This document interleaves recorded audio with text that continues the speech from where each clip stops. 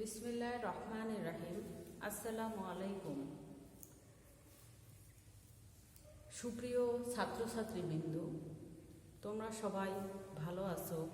আলহামদুলিল্লাহ, আমিও ভালো আছি। রাধানগর বয়েন্দ্র কলেজ কর্তৃক আয়োজিত এই অনলাইন ক্লাসে আমি মোসাম্মদ রেবেকা খাতুন হিসাব বিজ্ঞান বিষয়ে ছাত্রছাত্রীদের স্বাগত জানাচ্ছি। বৈশ্বিক এই করোনা মহামারীর কারণে আমরা তোমাদের সামনাসামনি ক্লাস নিতে পারছি না, বিধায় এই অনলাইন ঘরে বসে সুরক্ষিত থেকে ক্লাসগুলো দেখবে এবং তোমাদের পড়াশোনা শুরু করবে। আজ আমার আলোচ্য বিষয় হচ্ছে হিসাব। প্রথম অধ্যায়ে হিসাব। হিসাব সাধারণত দুই প্রকার: সনাতন পদ্ধতি এবং আধুনিক বা সমীকরণ পদ্ধতি। হিসাব সম্বন্ধে জানার আগে আমরা জেনে নিচ্ছি ঘটনা এবং লেনদেন। ঘটনা কাকে বলে? যা কিছু ঘটে তাই ঘটনা। মূলত যেমন সকালে আমরা ব্রাশ করি, কলেজে আসি, এটাই মূলত ঘটনা। ঘটনা হলো কোনো উপলক্ষ বিশেষ, যাকে কেন্দ্র করে বেশ কিছু সংখ্যক আর্থিক এবং অনার্থিক ব্যক্তি বা প্রতিষ্ঠানের পরিবর্তন ঘটে, তাকে আমরা ঘটনা বলবো।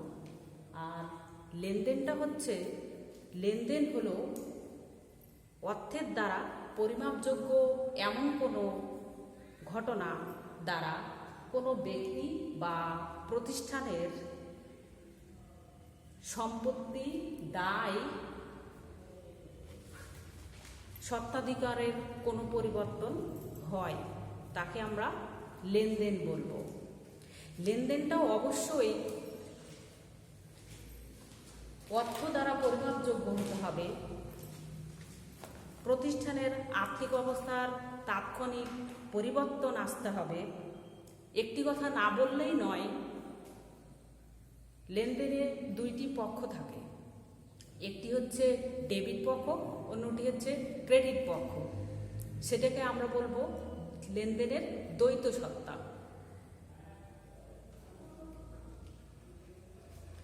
ব্যবসায়িক দৃষ্টিভঙ্গিতে যে কোনো আদান প্রদানই লেনদেন বলে গণ্য হবে না। ব্যবসায়িক লেনদেন হতে হলে অবশ্যই অর্থ দ্বারা পরিমাপযোগ্য হতে হবে। দ্রব্য এবং সেবার আদান প্রদান করতে হবে, সেটি হচ্ছে আমাদের লেনদেন। এখন আমরা হিসাব সম্বন্ধে জানব। হিসাব আমরা কয় প্রকার বললাম? হিসাব হচ্ছে দুই ধরনের: সনাতন পদ্ধতি আর আধুনিক পদ্ধতি। আমরা হিসাবটি আগে জেনে নিই। হিসাব কাকে বলে? একটি নির্দিষ্ট সময় শেষে ব্যক্তি বা প্রতিষ্ঠানের আয়, ব্যয়, সম্পত্তি, দায় সংক্রান্ত একই জাতীয় হিসাব বিজ্ঞানের নিয়ম অনুযায়ী যথার্থ শিরোনামে সাজিয়ে যে সংক্ষিপ্ত ও শ্রেণীবদ্ধ বিবরণী প্রস্তুত করা হয়, তাকে আমরা হিসাব বলব। হিসাব সাধারণত দুই ধরনের। একটি হচ্ছে সনাতন পদ্ধতি, এগুলোর আবার শ্রেণীবিন্যাস রয়েছে। ব্যক্তিবাচক হিসাব এবং অব্যক্তিবাচক হিসাব। ব্যক্তিবাচক হিসাবকে আবার দুই ধরনের বলা হয়েছে: প্রাপ্য হিসাব। প্রাপ্য হিসাবটা আমরা এটাকে আবার দেনাদারও বলতে পারি।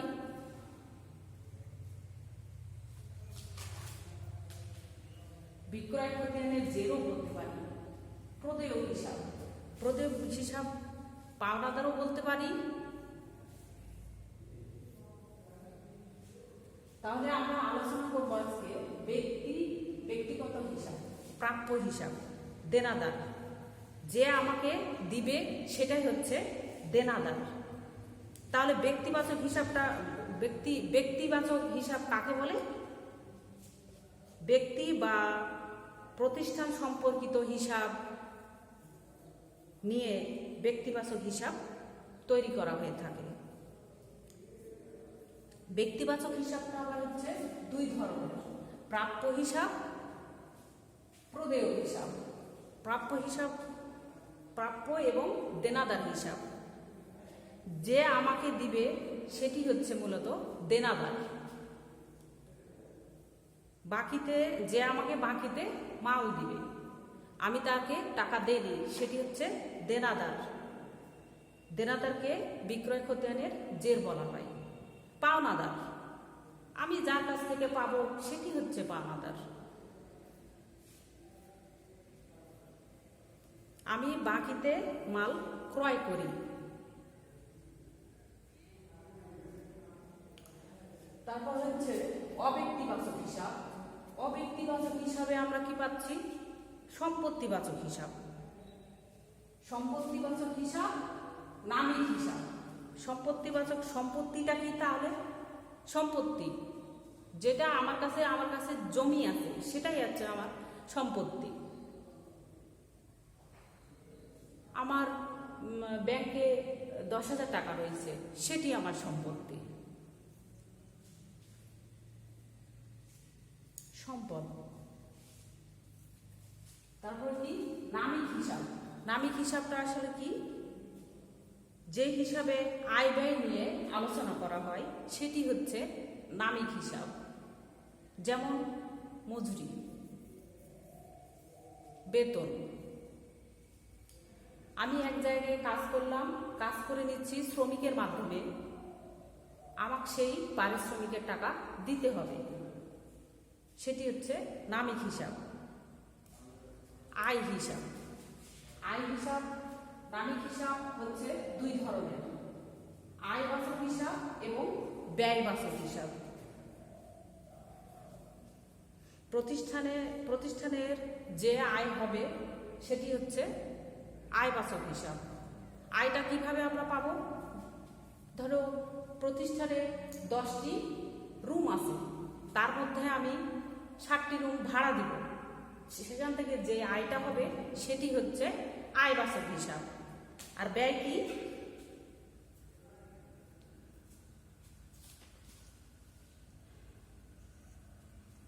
ব্যয় বা খরচ। ব্যয়টা কি? ব্যয় হচ্ছে খরচ। আয় অর্জনের উদ্দেশ্যে বা পণ্য বা সেবা উৎপাদন, বাজারজাতকরণ এবং বিক্রয় তা আদায় সংক্রান্ত যে অর্থ প্রদান করা হয় এবং দায় বৃদ্ধিপ্রাপ্ত হয় তাকে আমরা খরচ বলি।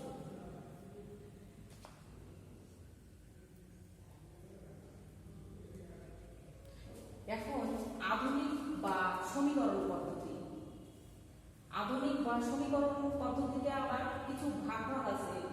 সম্পত্তি হিসাব, দায় হিসাব, মালিকানা সত্ত্ব হিসাব, মূলধন হিসাব, আয় হিসাব এবং ব্যয় হিসাব।